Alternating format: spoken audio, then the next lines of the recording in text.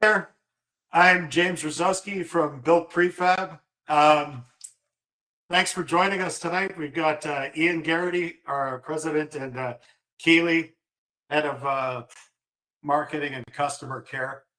And we've got our first presentation ever here for you. I'm going to share my screen. And essentially, what we'd like to do is just take some time to take you through assessing a property for prefab construction.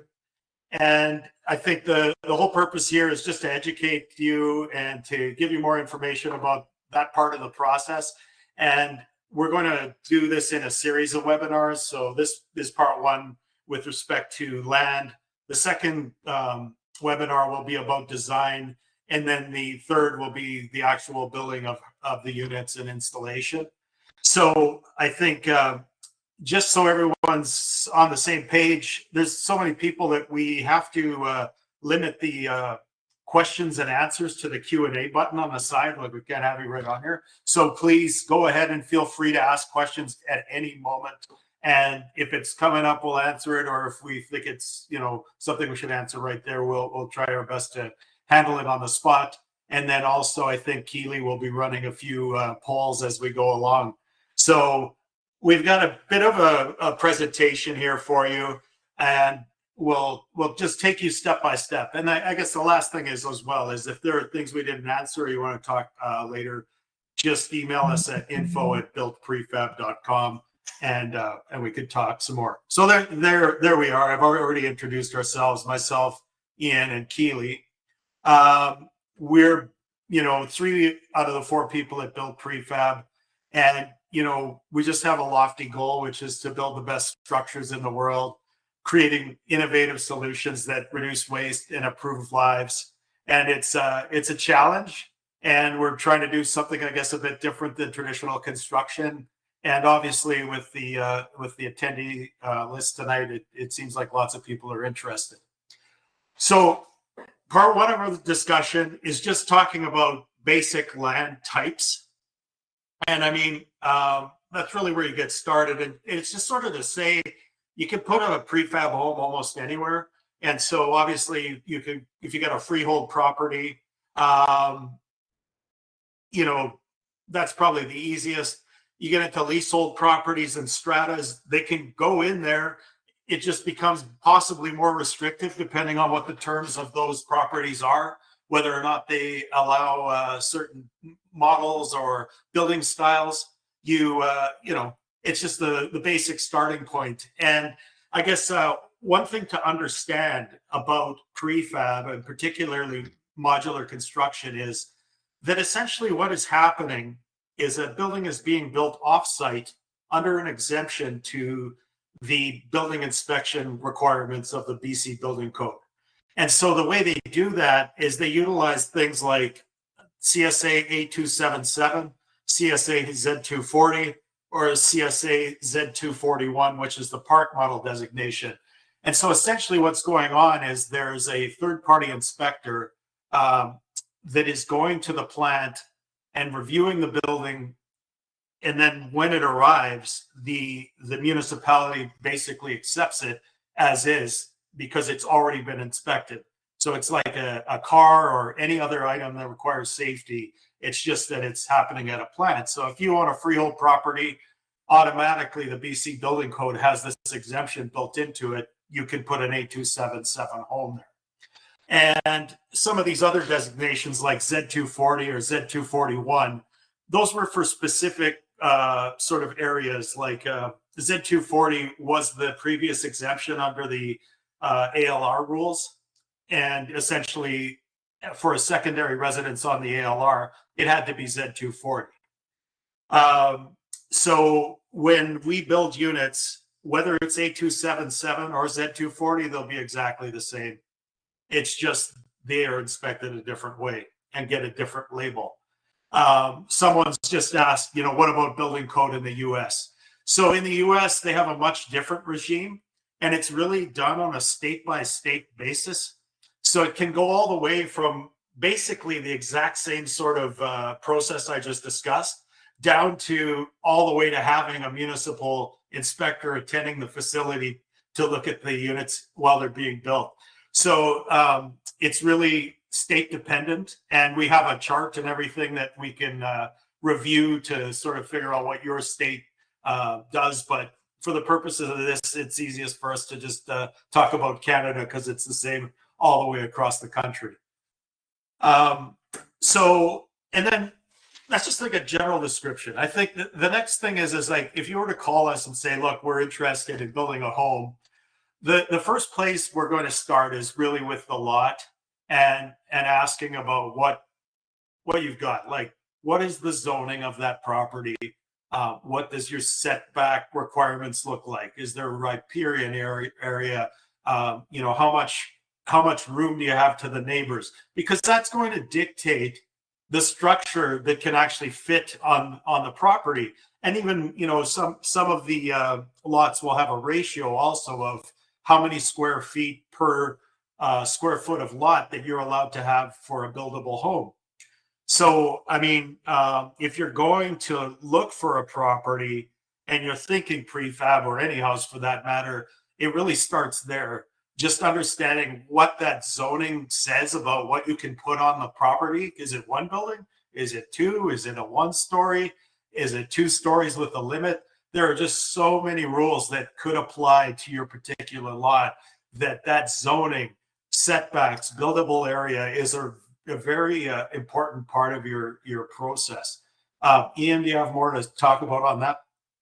The comment that we'll get into the second webinar at a later date, but for the purposes of this, that when you are looking at this information, this is something that we do as our first step in the design process, again, which we'll detail later, that type of due diligence of understanding your zoning, setbacks, buildable area is like step one that we would undertake. It's something you should be aware of in land acquisition, but it's something that we would look at in more detail on your behalf as we sort of move forward into a design agreement. Well, yeah, and then the last comment on there is that a survey is very helpful. So, you know, if there's an up-to-date survey that shows where all the boundaries are, where the services are, you know, even if the setbacks are drawn or not, but I mean, that it really takes you a long way down the road. Yeah, so there's a couple questions about zoning. Somebody's asked, BC has recently proposed provincial zoning. So part one, obviously, they have actually undertaken some of that in their own initiative recently with the switch to any, I believe it's any municipality with over 5,000 people or city, that every single lot is now zoned in R1 for 3 houses or three doors basically. And then if you're close to a bus service or whatever, it's 5. So I mean, I know the government is definitely taking sort of some steps to create more density, and obviously potentially they would zone everything. I think there's a particular question here about subdividing lots and so forth. And again, when you go to subdivide a lot, you have to really have an understanding of what that process looks like. So if you're purchasing a lot to break it up into more than 1 or 2, you know, you really have to probably do a lot of due diligence with your real estate agent, with the municipality, find out what kind of permits are required, who's going to need to be consulted, how long that process takes, because it could literally be a year, 2 years, 3 years, who knows? Because again, just subdividing a lot is one thing, but then it needs access and a whole bunch of other specific requirements. So I think for the purposes of this discussion, this is basically, you know, sort of as far as we can go without talking more about a specific lot. But even still, I mean, we brought a drawing, it's kind of blown up, but of a recent project. And I mean, you can see there's like a green area here, and that is the buildable area for the house. You know, we'll mention the setbacks. This house has a riparian setback. You know, these are the types of things that a survey would show you, and then we can put your house right onto the lot in a drawing and figure that out. So moving forward, I think you think about the land, you've got sort of an idea, well, I want to build a house on it. If we we're talking and we were like, look, we feel like, yeah, there's no issue here with putting one of our houses in it. The next thing is to really start to look at, can the unit get there? So you remember, if we're talking about a house that we build, it's going on a truck and it's going to be delivered to site. So we have to consider things like bridges in the way, and that's height and width, as well as anything where there might be power lines that are low. Also, road access. What do those roads look like? Because when we send a unit down the road, it can be as tall as 16 feet high, by 16 feet wide by 62 feet long. So again, with the beauty of Google Maps these days, we can pretty much do a quick run through your property from wherever it's being manufactured and figure out generally if it can get there. And then, of course, like site access is a bit of a unique thing to your property. The people that we work with on logistics are very, very amazing, actually, is the only word to use, because we've seen them get units into the most incredible places over and over again without breaking a sweat. But this would be some work, and many times it requires us to come visit your site and take a look. So there are easy sites and there are hard sites. So we're gonna make sure we can get the unit in, and that would be part two. But we'll get to the hard sites later in the presentation. Obviously, bridges. So typically we need to see them at 15'6". Another consideration is trees. That's literally a project we recently did where there were trees, and while we're bringing the trucks down, there was an arborist with a saw and a bunch of guys picking up branches. And again, it's one thing if the trees are on your property, but it's another if they're, say, on the neighbor's property or in the access or whatever. So there's a bit of a logistics that has to happen around, making sure that it's okay with everybody to get your unit down the road.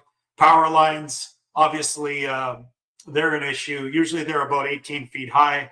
Once in a while, we'll come around, telephone lines or whatever, and you can just move them with a stick. But we'd definitely check all this out. The other thing too is, here's a picture of another recent project. It's we have to think through, where are we going to put everything the day the unit arrives. So this is a 4-module unit. You can see 1, 2, 3, 4, and essentially the trucks were staged on the access road to the house. There's one there, and you can see the crane underneath the blue dot or the blue arrow. And of course, if they're neighbors and things, you just have to make sure that it's all going to be cool with everybody. Crane access and staging. Cranes are pretty big, but nowhere near as big as the modules themselves. So we've been through the land, and we say the zoning's all good, and we said, okay, we got site access.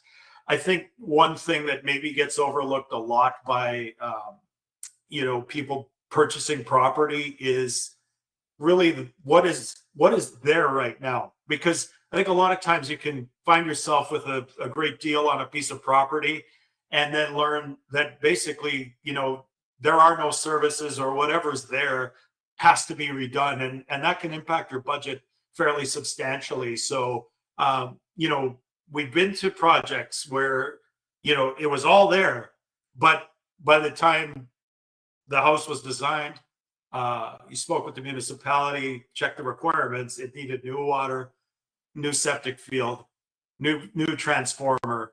And again, you all of a sudden have incurred, pretty substantial amounts of money to just get to the stage that lot now services a new home.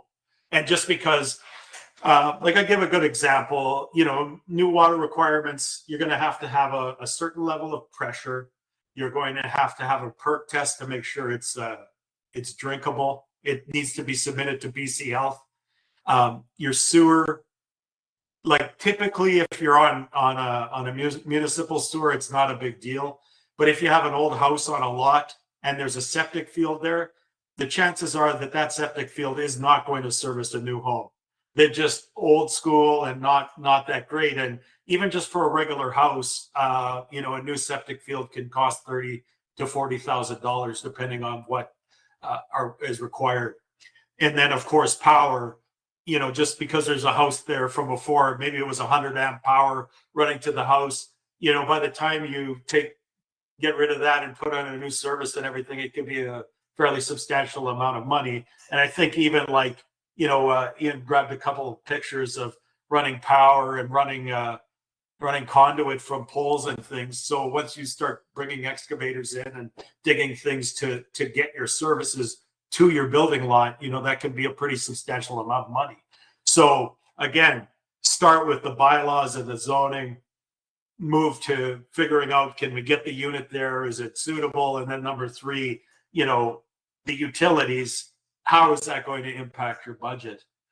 Just to delineate, those are all development services as opposed to building services. So again, we'll have a subsequent webinar on building services. This is development work that just needs to happen to get your property ready to be shovel ready, so to speak. So this is all preliminary. We call this development work as opposed to building work, which would happen after a permit. Sure, and to even go a little bit further on that, I think when you're looking at a property or you own a property and okay, so you've got this part figured out, but maybe you're in a floodplain and now all of a sudden the house has to come up quite a bit higher so that we're not under that flood level. And that can impact your budget. So again, I think it's important to spend a bit of time really understanding what it is you have versus what it is you want. And then, figuring out if the budget still works in that case, because these things, there's basically, you have the property, but there is no way around making sure you have adequate services or that the house complies with the code or whatever the regulation is that you're dealing with in that particular circumstance.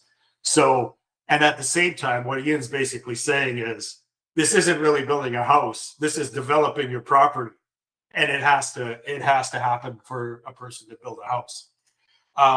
And then, I was said we'll get to the harder installs later, and I guess this is it. So, just because you're in a tough spot, like on a hill or in the bush or on an island, it doesn't mean it can't happen. So, I mean, we've done narrow lots.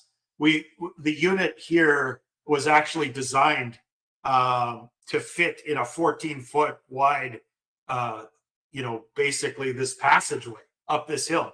And that's how tight it was. The guy was running a remote controlled unit, pulling that house up the hill, and he had 14 feet, and that's how wide the building was. But right from day one, we designed the building to look that way. And that's the unit that you can see right on our website when you go to the front page with the video of the unit in Montana. So we sent 3 of those up a hill, but right from day one, we were designing it so that it would fit up there, just because he had a very narrow driveway. Island barging. So this is obviously building a unit in a plant on the mainland and then putting it on a barge and sending it to site. And it can be done. Obviously, those are costs that have to be incurred to move them.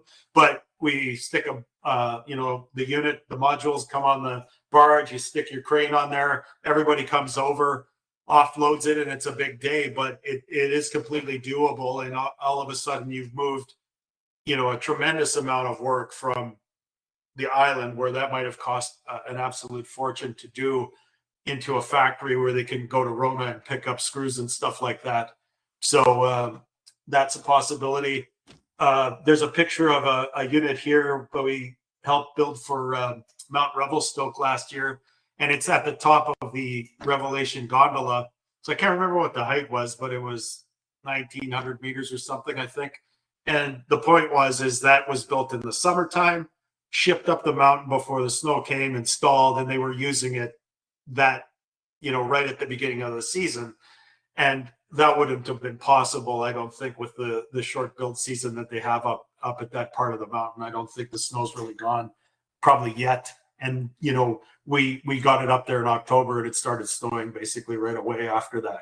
So, that can be an advantage. Switchback driveway. So this was also complicated where this is a severe hill. And, we worked with the local excavator and the shipping company to figure out a way to get the units down there. But again, we just have to work through, all of the various possibilities. So Ian, do you have more? I mean, I think that's basically it for the islands. I was going to say that there is a commercial ferry that runs from the mainland to the island. But then what we were showing there was private barges that run to various Gulf islands. That's another community similar to mountain communities with a short building season, where we get a lot of interest in modular projects. Same thing on Gulf islands. We have a lot of experience with that, the logistics of being able to access those properties.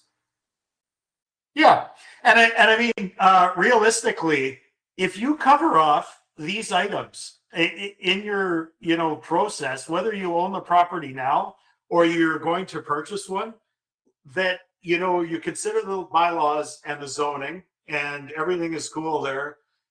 We can access the site with units, and that there's places to put everything. And then, of course, you've got services that are, not going to break your budget to bring them in, or it's going to work. Then, your lot is essentially suitable for prefab construction. And, of course, like we're here every day working, and we can help you through figuring out whether or not it's feasible for your property. But essentially, that's the gist of our presentation. We weren't sure how long it would go as our first one. And I mean, I think we had a fairly positive attendance here, and we really appreciate you taking the time to come and see it. I see a thumbs up coming up there. Who's the first trade I should call when shopping for location? Someone asked. Well, you should probably have a real estate agent, and even if you don't, then yeah, like you should definitely get a surveyor involved or somebody that can tell you about the property. And I guess some other considerations we didn't really talk about are, you can have geotechnical requirements of a property also. So if you're on a steep slope, there's a guy that would like actually figure out how steep that slope could be and if you can build a house on it. If you're in a floodplain, geotech needs to talk to you about, what the requirements are. Even some areas require special fill. So again, in some cases, if you're not, utilizing a realtor, probably even a good place is to start with a builder, even to be like, look, here's this lot I'm looking at. What are your thoughts? Because again, especially if you're looking at a modular project, which has some unique characteristics to it, right? So I'm seeing in the polls here that a lot of people are saying that they already own land, which is great. And you can feel free to email that to us to say, a lot of what we just talked about here. You'll have specific questions about your specific property, and we're happy to take a look and let you know, what our thoughts are, sort of off the cuff. Well, yeah, exactly. But and that's the truth, because if you're thinking I'm buying this property to build something on it, one of the first people you should be talking to is a builder, because they're going to be thinking this way. What are their services? What is the zoning? And it's sort of like, and if there's a red flag somewhere, obviously they're going to raise it. And so I guess beyond that, we're going to do another webinar. I'm not exactly sure. Somebody's asking, well, what are the lead times for a project started today? Honestly, hard to know, because it's depends what you're doing. There's so many variables, but just call us and tell us generally about what you're doing. Also, the best thing to do is do a build-in price so that you kind of have an understanding of what you're looking for, and then you could show it to us and we'd be like, okay, approximately this long for that type of building. So as far as organizing extras, like somebody else asked, are you organizing extras like geotechnical, or is it up to the owners to do beforehand? So the way I would say it is, like, there's some pre-due diligence that you should do, and maybe you can get that from the former owner, or maybe you have that already. But if you came to us and you're like, look, this is the unit that we want to build, and here's our property and everything, and we go through it, and we're like, okay, this is good, but we need to get some of these third-party consultants involved, we would handle that as a part of the permitting processes typically. Typically we're going to get a survey. We'll have a geotechnical engineer involved, obviously structural, and then whatever else is required for that particular project. But again, if you're in the acquisition process, you probably want to get as much as you can for free from the old owner or the municipality or whatever. If you're already in the ownership process, or you already have it and you want to build a house, then we would be looking at that as a part of the build to get new information or get current up-to-date information. So, oh boy, is there Are any of the properties? Oh, okay. Somebody's asked in the photos, most of these properties are rural, country, remote. Is this suitable for urban? ADU in the backyard versus a custom build. So yes, absolutely. When it comes to ADU units, the issue becomes access. So if we're coming in to your backyard or something, we just have to make sure that we can get it over the fence or get under your power lines or whatever the case is. But definitely, it's a great solution for something like that. And we do build houses in regular type developments. And I guess maybe those are just like the more easy ones that we didn't put any pictures of them in. But like, yeah, they're a great solution there.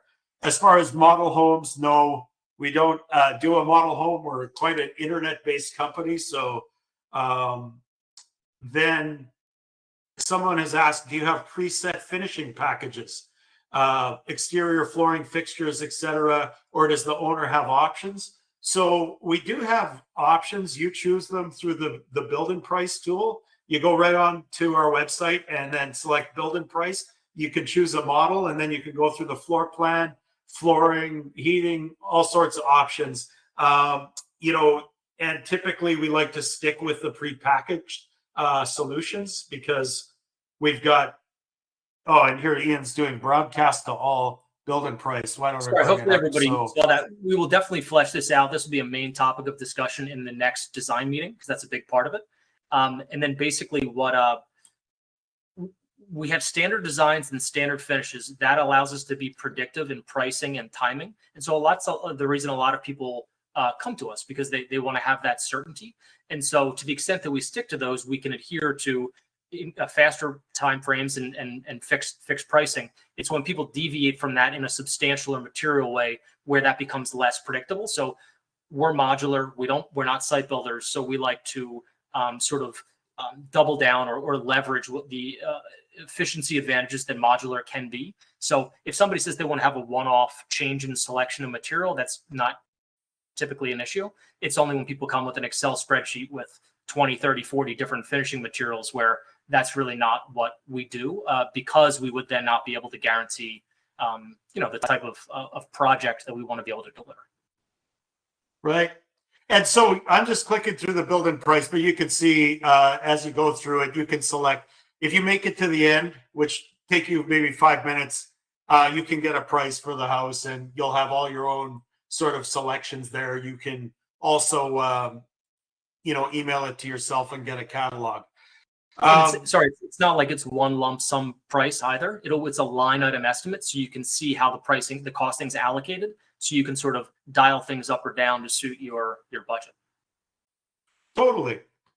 So if you're, interested in one of our units, this is 100% the place to start, which is the building price. And I was just trying to get all the way to finishes to answer that question. But for instance, here I'm at cabinets and countertops, and we've got 6 different options, a wood grain or a solid color, and with the various options, and then you just pick them.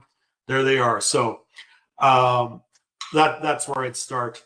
Now, as far as how far from the factory can you transport? What is the rule of thumb for cost of transport? So it usually is, number one, we can easily transport to North Vancouver. That's nowhere near the limit of how far away we can get.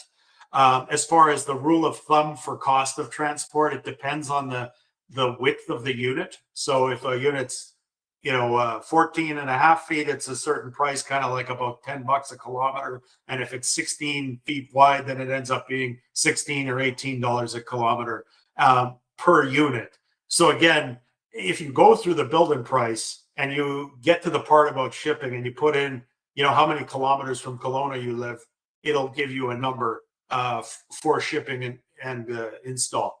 Now, additionally, if you're in a place that's like out of reach from Kelowna, we have factory partners in other part of the world, and we've worked with plants in Alberta and in Utah. So there's really no limit to where your home could be sort of delivered. We just have other ways to do it once the shipping becomes sort of too far away. Someone has asked, if we go custom, what finishes would be saved for post-delivery? considering micro cement wall finishing, you know, I don't know. I'd have to Google micro cement wall finishing. Sorry. And the way I would say it is like, just like Ian said, like we like to keep things fairly regular. If it comes, and that's just for a variety of reasons. Like in the facility, it has to be repetitive. Otherwise, you can't predict how long it will take. And so obviously we need to know exactly what the project is before giving an answer. Have you completed projects in the Metro Vancouver area? Yeah, we have. Now, again, Metro Vancouver area is big. There's lots of different municipalities and jurisdictions there. And depending on where you are, it can be a long process to even get building a house, but obviously just give us a shout. Someone says straightforward answers. I love it. Okay, great. So anyway, I think every time I go down, there's another question. Premium transport over mileage for Vancouver Island. So just like Ian said, that barge in the picture previously, that was a barge to a private island, or not a private island, but a small island with a private barge. But there is a daily C-span barge that goes over to Vancouver Island from Vancouver, which is quite affordable. Like I think it's maybe $2,500 a truck or something. So there's a bit of a cost added, but not all of it.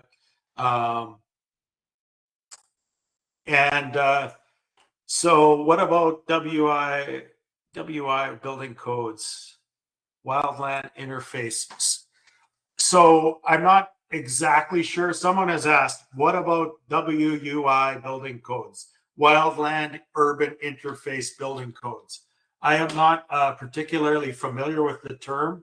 It's a commonly known in an area that has wildfires. Okay, no sweat. So well, in fact, the home Ian's dealing with right behind him, it was designed so that all the exterior materials were, steel. So the wood is actually steel, and then we used cement board. So the house can be designed in such a way that we're preventing, susceptible fires. The second thing is that we also do homes where there are sprinkler systems if the municipality requires it. So again, as far as something like a WI or WUI building code, a wildland urban interface, we would deal with it just like any other restriction. Just go through the rules, figure out what modifications need to be made to the design, make those modifications, submit for approval, and then go forward. And we've done, that a million times. Not a million, I wish, but no show suites. Sorry, we don't do that. That's another question. Finally, okay, we're going to take this as our last question, which is, to reduce costs further, do you offer a Spartan model, which is just no finishing or whatever? And the answer is, unfortunately, we don't do that. It's just too hard to run a plant and not, follow through right to the end, because they're set up to do the whole deal. It'd be like, I don't know what it'd be like, but it doesn't work. So I appreciate the question. Rainwater catchment, I'm answering this one. Do you do that? It can be done when we've done it before. In fact, we've done both gray water and rainwater catchments. So totally no problem. Just go into the design and it's one more item that can be added. So I think that Travis wants to know if we do completely off grid. Okay, I'm telling you, this is the last answer. And yes, in fact, the one that went to the island will be completely off grid. And he's going to have solar with a backup generator. And that's water catchment, the way it is. And he has rainwater catchment at that property too. Okay, so look, you know what? I think this was really cool, and it was actually fun on this side. I hope it was informative to you on that side. Again, if you have questions, just email us and we'll get back to you. And we really appreciate you taking the time out of your day to come and watch this. So we're going to come up with the next webinar soon, and it's going to be just specifically about design. So like a lot of the questions that you're having about, can I do this or that? We're going to run through, like, here's how a design works, start here, get to the end. And then I say the third one will be the manufacturing and install part of it. So have a great night, and we really appreciate you coming to watch. Bye now.